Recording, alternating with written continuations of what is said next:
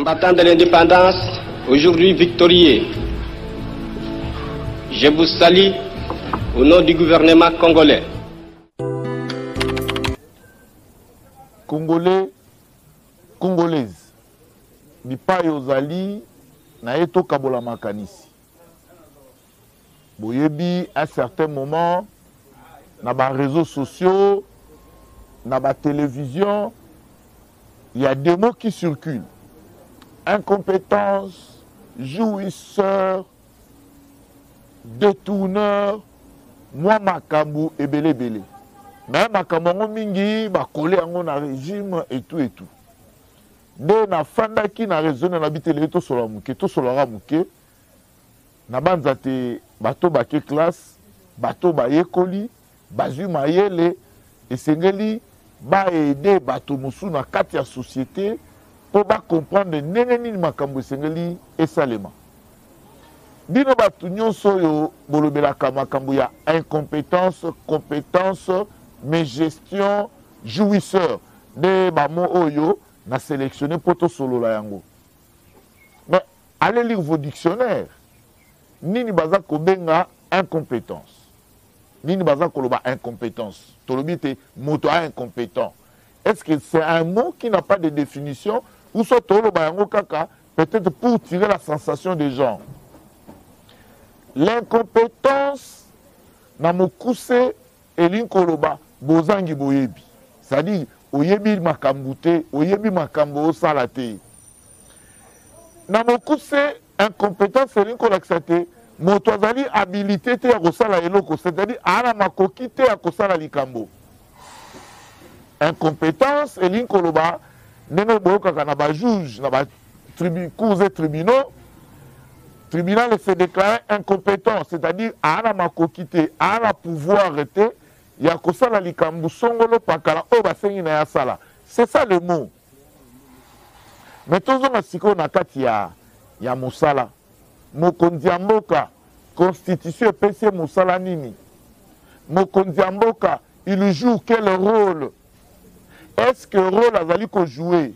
Ayebi yango te, to azana makoki ya kosala yango te. C'est de là que nous devons situer ces mots. Ou là kolikaka na ba télévision, kogangaka comme on attend tous les jours ici. Ndeko, mokonzi ya mboka, constitution lobby, il reste garant du bon fonctionnement des institutions. Ah, c'est-à-dire, yende azali kolandela. Lolenge nini ba institution parce que l'État est organisé ainsi. Na pouvoir judiciaire ba osala musala ndenge nini, na pouvoir législatif ba osala musala ndenge nini, na pouvoir exécutif musala yosala ndenge nini. Balobi c'est lui qui convoque le conseil des ministres. Or conseil des ministres ezali organe de décision, organe d'orientation, y a action à gouvernement. Yene pe moto akambaka conseil des ministres. Ndeko, bon comparer maloba o batu ba koloba na makambo oyo eza kosalema. Vous allez comprendre que batu ebele ils ne sont pas des opposants. Bazalika ba frustré. Bato yo po ba eki kolukelo ko bazu yango te. Bato pe bazo sosola te kuna soki na kei na kozwa te. Tika na créer eloko moko pour que batu batiangaka. Toke de sikoyo. Na mboka na biso, lorsque nous sommes arrivés au pouvoir, tango ba kongomani ba voter mokonzi ya mboka, qu'est-ce que nous avons trouvé dans le pays? C'est de là que nous devons nous poser des questions. Tokuti likambo nzala, tokuti makambo ya mai, tokuti makambo ya courant, tokuti makambo ya banzela, tokuti makambo bana baza kotanga te, tokuti mboka sur le plan diplomatique qui n'existe pratiquement pas. Parce que dans l'organisation internationale, dans l'assise de RDC a participé à sociétés, tout simplement pourquoi nous on avait des dettes, on ne payait plus. Même ceux qui ont participé, on n'avait pas les droits de vote. C'est-à-dire qu'on colobatait, on votait. Pourquoi? Parce que sur la liste de cotisations, tu as quitté. Mais Mokondiamboka, Oyayebi Makambo, le chef de l'État a donné l'ordre dans le gouvernement. Il a instruit le gouvernement. Basala est fort pour vider Makambu ya Banyongo. Et aujourd'hui, allez vérifier dans le ministère des Affaires étrangères, on va vous dire que nous avons étiré des dettes à 98%. Et le RDC a commis qu'on participer, si c'est pourquoi nous avons même une organisation sous-régionale, nous avons tous présidence Siaboye, tous Kamoussongolo Pakala, et c'est parce que nous nous sommes mis en ordre. Deuxième élément, le chef de l'État a compris, le problème de l'Est, Rwanda a sous-traité. Rwanda a sous-traité, parce que tout le monde le sait, par rapport aux alliés belés, insécurité dans l'Est, il y a eu implication, il y a des acteurs. Le premier acteur, le Congolais lui-même. Le deuxième acteur, c'est l'extérieur, des puissances extérieures qui se cachent derrière le Rwanda. Mais Mokonzamboka, qu'est-ce qu'il a commencé? Parce que vous savez, nous avons trouvé la situation au niveau interne. Il a fallu conscientiser le Congolais. Il a fallu mettre en place des mécanismes. Et il a fallu renforcer le gouvernement dans le sens que tout quitter dans le monde, il y a complicité. Tout quitter dans le monde, il y a complicité. Pour que même Bato Balibanda va comprendre que la politique interne est complicité, na makambo ezali kosalema na kati ya mboka. C'est ce qui a valu qui a coûté très cher dans le régime Makala. Pourquoi? Parce que dans les assises internationales, ils ne pouvaient pas parler. Bakora Kolobate, pourquoi? Parce que ils s'accusaient Bango Moko. Et il y avait beaucoup des indices qui pesaient sur Bango. On disait que la politique, le pouvoir en place, et qui aussi complice dans Makambo Est. Aujourd'hui, nous avons fourni des efforts, beaucoup même. Et surtout que tant que Mokonzamboka a décidé sur l'état de siège. D'ailleurs, l'état de siège, il y a un salinani. Et ça dit que la vérité, la réalité, ça c'est sur le plan, il y a sécurité. Et voilà aujourd'hui comment ils mènent la diplomatie pour que tout dans la solution durable. Attaquer M23, oui, on va le faire. Attaquer le Rwanda, oui, on va le faire.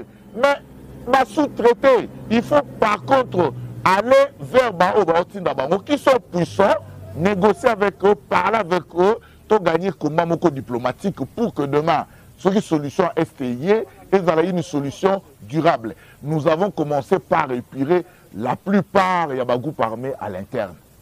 Nous avons commencé par démanteler les réseaux, même à niveau à FARDC, dans les services à renseignement. Rappelez-vous, en 2009, nous avons signé un accord où nous avons accepté que Bato M23 ils sont des Congolais, où nous avons accepté que Bakoki Koya bénéficie d'un avantage, nous sommes Congolais qui bénéficient d'un.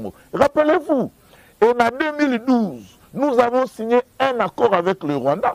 Oyoyo, Biso Tondima, service de renseignement militaire rwandais, et côté pas na Biso, Naïdé Akolukaba ADF, Naïdé Akolukaba FDLR plutôt, sillonner puis la frontière na Biso. C'est dans ces pays, et c'est ce travail qu'on devait d'abord extirper dans Katia FARDC. Il fallait que Kolombola Komunana une infiltration à l'interne, et d'ailleurs c'est avancé à plus de 80%, pour te rendre l'armée plus efficace afin que tu affronter Bamakambo Ezali. Ça, c'est ce que le chef de l'État fait.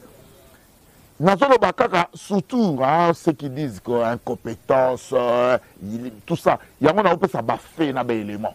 Ça, sont des éléments très importants. Toi, Makambo, ton côté à l'interne, le chef de l'État a compris. Ton côté, il y a un déficit économique.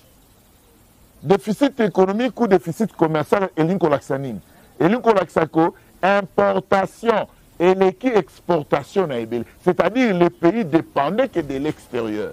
Or, Mokawa dépendent de l'extérieur. Lorsqu'il y a des effets néfastes dans l'Ibanda, répercussions dans et Koya et pas Nabiso. C'est ce qui justifie même aussi à prix sur le marché, c'est ce qui justifie même la réalité où ils allaient ébélés. Pourquoi? Parce que les pays n'avaient pas la production. Mokonzabo Kalobi, non, il faut commencer à organiser, à faire en sorte que Bissomoko à l'interne, tous dans la production. Pas pauvre, au moins le roi Bakanya Makasese, on a relancé la production de maïs.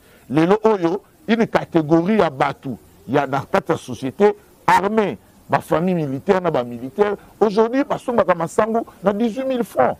Et cette production, nous osons quoi? Parce que le centre ya Kanyamaka, c'est et Fongami na Congo central les alliés, ceux qui ont des Kassa les alliés, ceux qui ont Est les alliés, et na les alliés na Katanga. Et avec le temps, cette production va être capable de nourrir tous les 100 millions de Congolais. Et nous allons faire face à combat, il y a pauvreté, et puis il y a la lutte, il y a le prix sur le marché. Aujourd'hui, réalité, beaucoup de la marché, parce qu'il y a un principe d'économie où la loi de la demande et de l'offre. La loi de la demande et de l'offre. L'État dans la possibilité de soit à quitter la taxe pour que alléger la charge de l'opérateur économique va quitter Biloko. Mais conséquence, l'État a un crédit d'investissement. Il y a un des qui justifie le régime sur les cas qui na moi habitude dans la mingi. Au moins ba quitter ba taxe, ba longoli ba taxe, ba créer ba exonération et pas à batou. Mais l'État a bénéficié de l'autre côté. Il y avait que des individus qui étaient plus forts que l'État. Il y a un moment qui l'État azana makoki ya kobakisa salaire à batute, l'État azana makoki ya kotonga nzela te, l'État azana makoki ya améliorer conditions de vie à la population te. Pourquoi? Parce que l'État était pris en otage. Et la deuxième possibilité, c'est d'ailleurs la meilleure, c'est-à-dire la production. Et c'est là qu'on promouvoir la production interne. C'est-à-dire bolo naka, vous allez dans l'industrie, pour que la concurrence soit dans le marché. Lorsqu'il y aura une bonne concurrence, bandeko, biloko komi quitter la yango moko. Mais dans une gestion, le responsable doit faire un choix. Le chef de l'État a fait un choix très judiciaire, que vous allez comprendre peut-être avec le temps. On s'est dit ceci. Tout le monde a fait production. Mbongo tout ça pour générer et pour permettre de réhabiliter. Moi, Babiloko Moussou Mouké, augmenter le salaire à Batou, tout réhabiliter na Banzela. Et lorsque tu sur le principe, vous verrez qu'avec la production, chute et que ça ma casse dans le marché et le prix sera stable, le prix sera au fait na poids pe na moyen moko batunyo so bakoki ko za na yango. Tala Mokonzamboka ce qu'il a fait. Il a commencé par lutter contre le détournement. Parce que c'est ce qui a gangréné notre société. Nous avons, Boyebi Kondo Tshisekedi wa Mulumba de heureuse mémoire, na ba minute na ya suka, ba dernier discours na il nous disait seulement que Mboka ekufi pona moyibi. Mboka ekufi pona moyibi. Or, lorsque Mokonza Mboka y est, et seulement Liboso a utilisé pour lutter contre Moyibi, voilà. Les lots, tous en agence, le rôle appel C. Tous en agence, le rôle CNRF. Et puis tous en inspection générale et finance. C'est ces trois instruments à l'État. Il y a un commis comme ça, la Siko, que Moïbi, Ambongo, écoute, na Siko, na Minduki, à Minene. Les trois armes que le chef de l'État a utilisées pour permettre Mboke Pema, Mboke Zouami Solo. Ce qui Mboke Zumi Solo, Mboke Gobana pour résoudre, pas problème. Et il y a des résultats. Résultat, dans la Kisami, la mobilisation des recettes. Résultat, dans la Kisami, parce qu'il y a eu augmentation, il y a des salaires et il y a tout. Il y a eu aujourd'hui des infrastructures, c'est-à-dire Banzela, où l'État y a un budget. Il y a et puis il y a eu des réhabilitation, des construction. Il y a des centres de santé, il y a des écoles, il y a des hôpitaux généraux, où il y a l'État. Ça sont des avancées que nous devons au fait dire et expliquer à la population. Mais ceux qui montrent que le chef de l'État est incompétent. C'est par contre Yenda est incompétent, ou soit Ayebi qui utiliser Mowanate, ou Ayebi peut-être une définition Yamo Wanate. Chers Congolais, nous devons être conscients. Chers Congolais, nous devons aimer le président de la République et nous devons l'accompagner. Pourquoi? Parce que réussite, il y a programme naïe, réussite, il y a mandat naïe et qu'on a bien-être naïe la population congolaise. Nous allons expliquer à Makamwana pour te comprendre. Si quand on va attaquer quand il y a CC, tu vois l'image sur le temps de la bino, tu vois comme Daipen. Parce que bon, on a ni Daipen, ils ont éléments. Parce que Daipen, ils ont aussi la wana. À cause de la makoki, il y a produire plus de 2 millions de poulets l'an. plus de 2 millions de poulets là et qu'on permettre si quoi ok la concurrence quand même on a marché et puis c'est dans notre régime que nous avons créé les 6 zones économiques et tout ça c'est pour permettre à l'État de souffler, c'est pour permettre qu'il y ait une production locale. Au moins, il y a une production locale. Lorsque nous allons atteindre les seuils, et que ça la chute libre, et que ça la chute tout simplement parce qu'à l'heure actuelle, nous continuons à dépendre de l'extérieur, mais le gouvernement travaille quant à ça. Aujourd'hui, on a repris avec l'industrie militaire. Lorsqu'on a repris avec l'industrie militaire, ça voudrait dire quoi? Ça veut dire que on ne va pas faire comme les amis au Baleka qui ont 18 ans. C'est-à-dire créer des marchés pour et qui coûtaient très cher à l'État congolais. Et aujourd'hui, localement, nous pouvons maintenant coudre Batonga, Bateni, Basoda, la police. Ici, il faut aller voir. Il faut aller voir. Nakati industrie militaire, bazong si même na terrain babilanga, nakati armée et tout et consort parce que en temps de paix, armée à côté de développement yamboka. C'est ce qui s'est fait. Peut-être le problème avec nous, c'est en fait les résultats. Mais nous c'est ça les manambala mais c'est un processus et nous sommes en cours. Naebi sakabino bande konangai et là on va bien gestion zali démarche où ils consister dans définir l'objectif et puis qu'on mette en œuvre bas ressources. Objectif n'a biso zali moi na kende kela sofele. Moi na bénéficié d'enseignement de base. Il y a un monde salema lelo.